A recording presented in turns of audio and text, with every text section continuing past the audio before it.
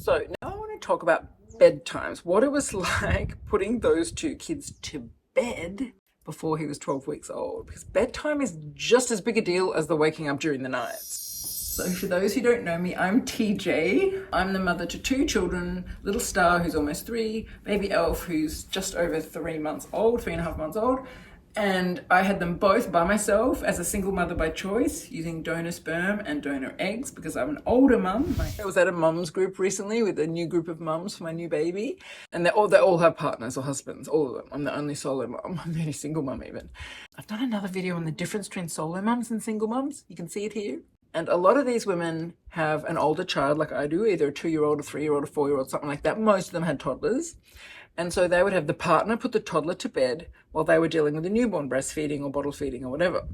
So one of them was talking about how her husband or partner had been away for one night. She was like, it was such a nightmare. I had to deal with the toddler and the baby by myself. Oh my God. And then when it came out later that I was a solo mum, she just looked at me like I was some sort of genius hero, amazing superhero person. And she said, but how do you do bedtimes? How do you put them both to bed? And I was kind of like, well, how do I do it? How do I do it? And I was thinking about it. I thought that would be an interesting thing to share because my strategy is very different probably to what other people do. See, my thing is I've never had a strict bedtime or a strict bedtime routine or a schedule or anything. I just don't flow that way. I'm all about responding to my child's needs. So my child eats when they're hungry, not at a specific set time. They go to sleep when they're tired, not at a specific set time. And we don't have a specific bedtime routine. So most people I know, they have a bath at 6 p.m., let's say, or 6:30, and then they have books at half an hour later, and then bedtime. So maybe they have a bath at 6, books at 6:30, and then they're asleep by 7.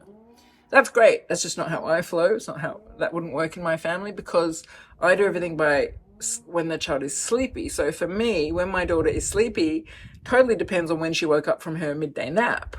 And my daughter has always had a very late midday nap, usually between 2 and 4. So if she's had a midday nap between 2 and 4, then she's not going to fall asleep till probably about 5 or 5.5 hours later, which makes it 9:30. So my daughter these days, if she's had her midday nap, tends to go to sleep between 9 and 10 or 9:30, 10:30 even. When she was younger, it was actually 11 to midnight. Let's not even talk about that. That's a whole other era. But right now, it's between 9 and 10. If she hasn't had her nap, because there are quite a few days now where she fights the nap, she doesn't want a nap, she stays awake the whole day, she'll be in bed between 7 and 8. So it's either 7 and 8 or 9 and 10. So my version of a bedtime routine is we go into the bedroom. That's my bedtime routine. When we go to the bedroom is when bedtime starts. So I wait until my child is obviously tired before I go into the bedroom, because I learned before the baby was born in the previous year, I learned that if I went into the bedroom before that on some arbitrary time I decided was a good time to go to bed, I just waste an hour of my life with a child who's not ready to go to sleep. Trying to talk her into sleep, trying to calm her down, trying to get her to burn energy. She just runs around. I could have been using that hour to do work or watch TV or talk with her, play with her or call a friend or something. Why am I going to waste an hour in the bedroom? It's not going to do anything. So I now know. I don't even go in the bedroom until I see my child is showing sleepy signs and they're winding down. So then we go into the bedroom. Let's say it's 9 o'clock. And then before the baby came, that was fine because we always had this beautiful time and we go into the bedroom. Let's say we went into the bedroom at 8:30 or we went into the bedroom at 9 or we went into the bedroom at 9:30, whatever time she was showing those signs. We'd usually have anywhere between 20 minutes and an hour of just a beautiful time together where we brush our teeth together, change into our pajamas, although at the moment my daughter doesn't wear pajamas. She just likes to go to sleep in whatever she's wearing, and then I change her clothes in the morning, and so be it. You got to pick your battles. Don't even do pajamas, we just do teeth. And we get into bed and then we read books or we talk or I tell her stories, whatever she feels like doing, whatever I feel like doing. It always flows. We just cuddle a lot and then she falls asleep in my arms. And it's always been my favorite time of the day, her favorite time of the day. I absolutely look forward to it. If I had a partner, I would not get to do any of that because, of course, I'd want to be having dinner with my partner like an adult at the table with adult food, and I'd be wanting to maybe watch a movie with him or go out with him and leave my children with a babysitter or go see a movie or something. But because I'm here by myself and I don't have anyone to babysit and I don't have family here, I spend my evenings with my children. So for me, I get to have this beautiful hour every night or half hour or however long it takes with my daughter, cuddling her, playing with her, reading books as she falls asleep. And I love it. But that all obviously completely changed when the baby came. So we get through the first 2 weeks of complete, no sleep and no one gets any sleep. I'm sick and the baby's newborn and all that. So then we're about 2 weeks in, and from 2 weeks in till about 12 weeks in, really bedtime was just like trying to navigate following both sets of sleepy cues, because remember, I don't have a set bedtime. So let's say my daughter had a nap from 2 till 4. Let's just make that up. Let's say, because it could have been 2:30 to 4:30, but let's say it was 2 till 4. She starts to get sleepy, ready to go to sleep around 9, because it's 5 hours later. Now my baby has a 1 hour wake window, not a 5 hour wake window. So he will want to, at that age, now it's nearly an hour and a half, a bit longer even. So let's say it was about an hour then.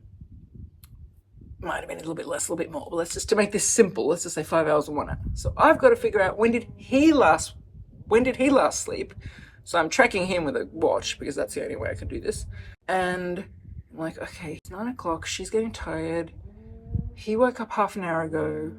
I've just fed him. I've been sat in the TV room feeding him while she's been playing. She's getting tired. Okay, great. This is the perfect time to go to the bedroom. He's just had his milk. She's finished playing. We're going to the bedroom. I know I've got half an hour to get her to sleep before he's going to crash out again and need to go to sleep for his 3-hour sleep, right?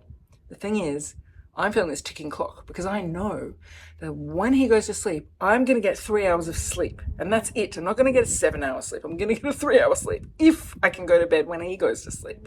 But if my toddler's still awake, then I'm missing out on those 3 hours, and those 3 hours are precious when you're waking up every 3 hours, right? So I was feeling so much pressure. So whereas before he was born, and now when he's sleeping through the night, I can put her to bed, cuddle her, we relax, we read a book, we tell stories.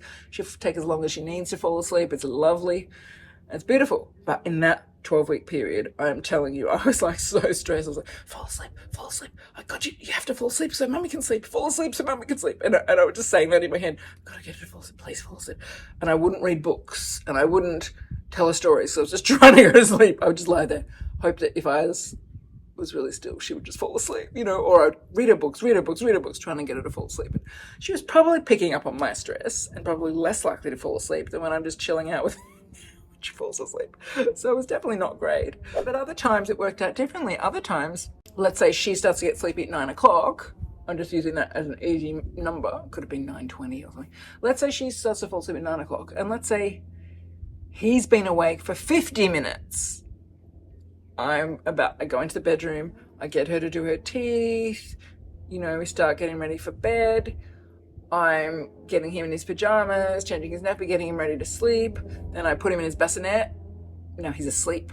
I don't have half an hour to get her to sleep. My sleep time has already started. My baby is already asleep. It's already my 3-hour window of sleeping. And my daughter's not even in bed yet. And I'm like, oh, I've got to get her to sleep, So in those first 12 weeks, the bedtimes were a bit stressful. Unless the only times they weren't stressful was if my baby had just woken up.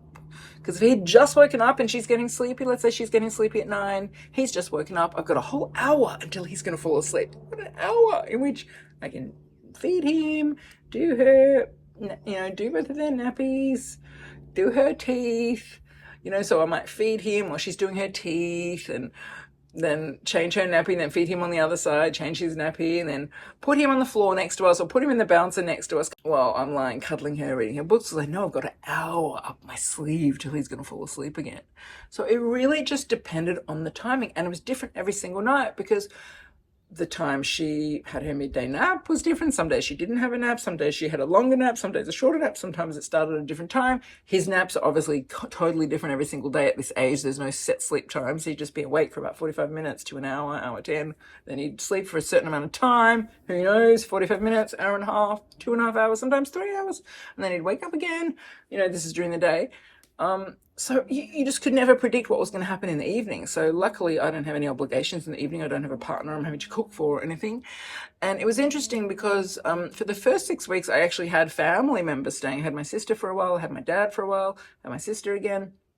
They were all flying up from interstate. And you would think that would have helped, right? You would think that would have helped for bedtime. Because you'd think I could have just left my baby with, say, my dad to sleep on his chest or cuddle him, or left him with my sister and then taken my daughter in to the bedroom to try and cuddle her and get her to sleep, and that would have made it easier for her without the baby being in the room, because she would be like, Mummy, I'm getting all of Mummy's attention, the baby's not here. No, that's not what happened, because my daughter is not jealous of the baby. My daughter is very protective of the baby. So she wants the baby always in her sight. She doesn't like me leaving the baby with someone else. She's like, no, bring the baby. We should call him by his name, but let's call him Baby Elf. Bring Baby Elf, bring Baby Elf. She wanted him in the room with us. So I used to think, God, it'd be so good to just leave Baby Elf with my dad or my sister. Go in with little Star and we can have a lovely time, because I know that, I can just focus on her. I don't have to be changing nappies or doing anything or holding him or bouncing him or walking him around because my dad's doing it or my sister. But no, I couldn't do it. She wouldn't let me. She refused. If I tried to leave the baby with a family member and go into the bedroom just to put her to sleep, you'd think she'd be so excited she's going to get mummy all to herself. No, she would have a complete meltdown, full toddler tantrum, screaming the baby's name, demanding that he come with us.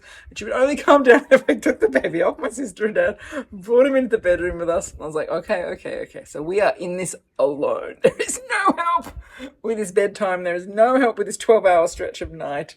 It's me, my daughter, and my baby boy, and we got to figure this out, and we got to juggle everybody's schedules and everybody's needs. And as I said, most of the time it worked out pretty well, because most of the time, apart from my head going, get to sleep, I want you to get to sleep so I can get 3 hours sleep, I was getting stressed. My daughter, she was fine. She'd fall asleep and she falls asleep. If the baby needs my attention, she would watch, or she'd copy me with her baby, or she'd get back. Let's say she was about to fall asleep and he woke up and needed to be breastfed, which sometimes happened. I was lying in bed cuddling her. It's 9 o'clock. We've done our teeth. It's now 9:30. She's starting to fall asleep. I'm making these times up. It might have been 10:30, but let's just say it was 9:30. And the baby suddenly wakes up because he's had a short sleep at that particular time. I'm like, oh, she was just about to fall asleep and the baby's woken up. But instead of having a tantrum or a meltdown, she really was, as I said, very supportive of the baby, and she wanted me to look after him. So even if she was about to fall asleep, she would just wait. She would just either stay lying down while I fed him, or she'd come, as I said, and sit next to me on my chest while I fed him, or she'd pick up her doll and start copying me. So in that sense, she was fine. She was very cooperative. He was fine. He was happy to sit in his bouncer and watch me get her to sleep, or sit on my knee, as I said before, and that happened at bedtime too. But I was stressed because I knew that if I couldn't get them both to sleep in a certain way, I was going to miss out on the 3 hours. And when you're waking up every 3 hours, constantly throughout the night, those 3 hours are very precious. Whereas now he's sleeping through the night. So let's say he falls asleep at 8, or he falls asleep at 9, or falls asleep at 10, whatever time it is. I know I've got till 5 a.m. or 6 a.m. or 7 a.m. before he's going to wake up again. So I can afford to cuddle my daughter and read her books and have a beautiful, relaxed time. And I'm no longer having this, got to get her to sleep thing, because I know that I'm still going to get sleep, however long it takes. But back then it really was stressful. So anyway, that's how those 12 weeks went, as someone who doesn't do bedtime routines and schedules, and just really had to flow with my 2 kids by myself with no help and no one else there to take one of them while I took the other one. And it actually worked out really, really well. Okay guys, over here is a link to another video I've done about being a solo mom, looking after babies. Until my next video, I'm sending you so much love, so much baby dust. Bye!